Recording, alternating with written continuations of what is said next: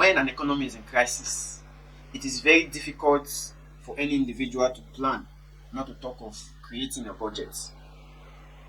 Because why? The instability in that country affects the mental well-being and also the environment in which individuals reside in.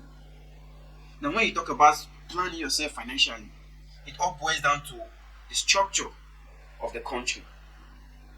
Now, when the country is in dire strait, it is very difficult for the citizens, especially those in the middle class and below, to sit down and structure. Why? Because they will only be focused on the crisis that is at hand.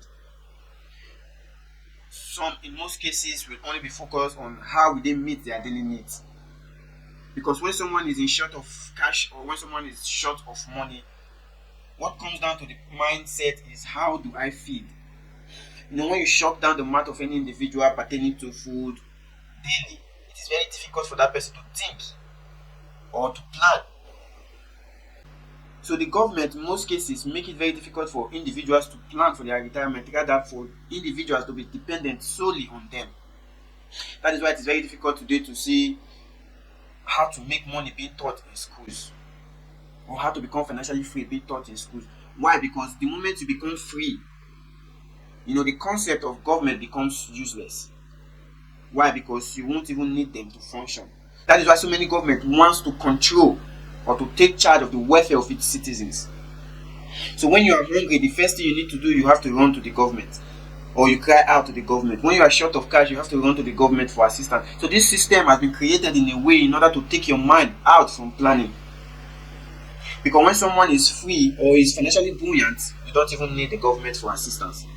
And the government has no one to control. So most of the time, government policies affect these individuals, affect these countries. Why? Because it is a bid to control these individuals. Because when someone is hungry, when someone is in need of cash or finance, they might likely want to do the undoable. Why? To feed themselves and their family. So in a situation whereby there are crises in any particular country, the first thing any individual has to do is to, first of all, just be calm. Because the moment you begin to ponder on what you have to do, how do I feed my family, how do I cater for my family, how do I pay my rent, how do I pay my bills? Why? Because due to inflation and cost of living crisis and all that, and when it gets to you, it becomes damaging. Why? Because health-related issues will begin to arise. Most people that end up going 6 feet today only occurs. Why? Because they so much engulf themselves in thinking on how to resolve this issue, how to resolve that issue. The government is not paying much attention, nothing is working, and then they get consumed in that thoughts, and then high blood pressure creeps in, any ailment creeps in, and then the person is no more, leaving the family to struggle. So what do you do when an economy is in crisis?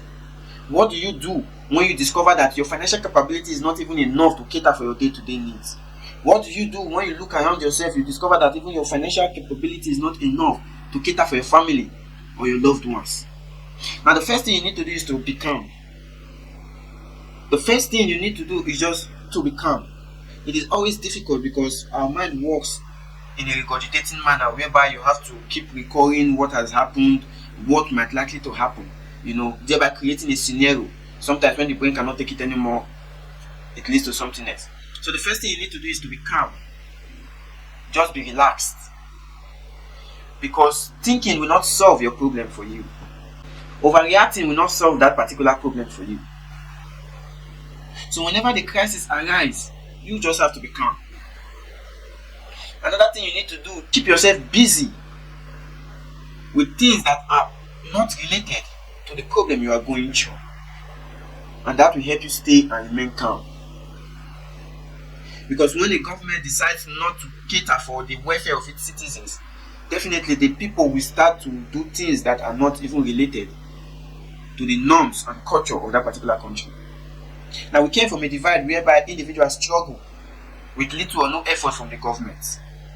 Where the government has to borrow billions and billions for welfare and infrastructure, and at the end of the day, you see nothing happening. You see people suffering, people crying for help, inflation rising, the cost of living, the cost of commodities, they are all going up. And the only thing that always remains stagnant is your paycheck. your paycheck is always constant, which means the probability of changing is 0.00004%. But when inflation comes, the price of commodities goes up, you are left hanging. Because why? Whatever you are receiving is not even enough to cater for your own needs. Then how will you be able to plan? How will you be able to create a budget when what you have is only to buy your daily needs? So this brings us to why we have to also think outside the box.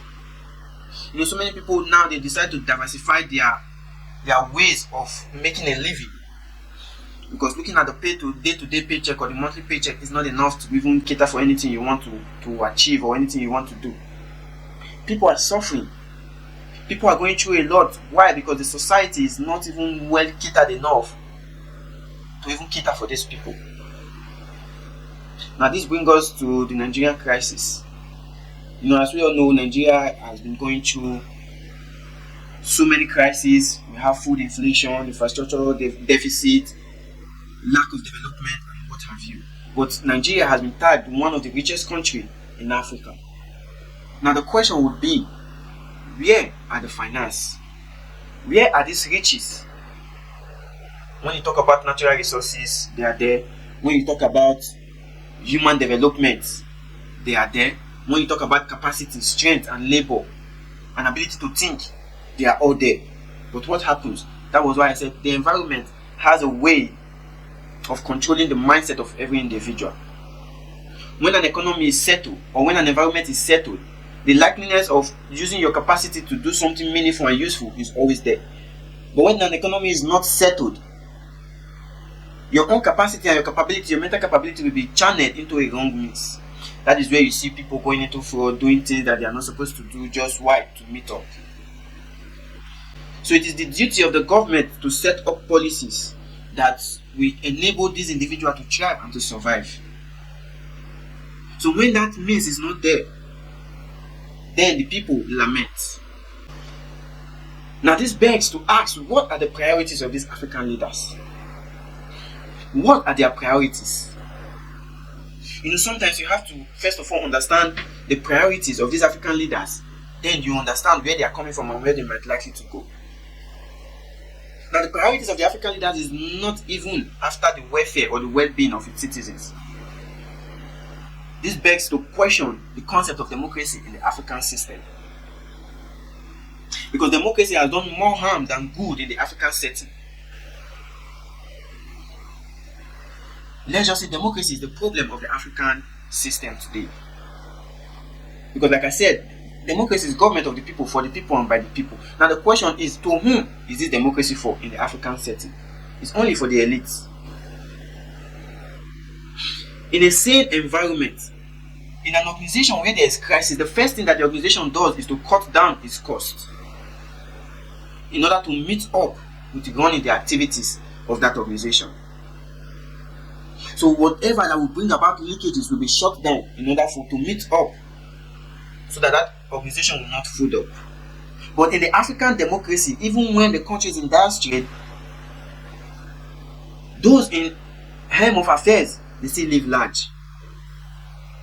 They are not even bothered whether the country is in dire strait or not, whether the citizens are suffering or not. But what they keep saying is, oh, just sacrifice. You have to sacrifice. You have to sacrifice. For how long will the citizens continue to sacrifice when the political office holders are not sacrificing?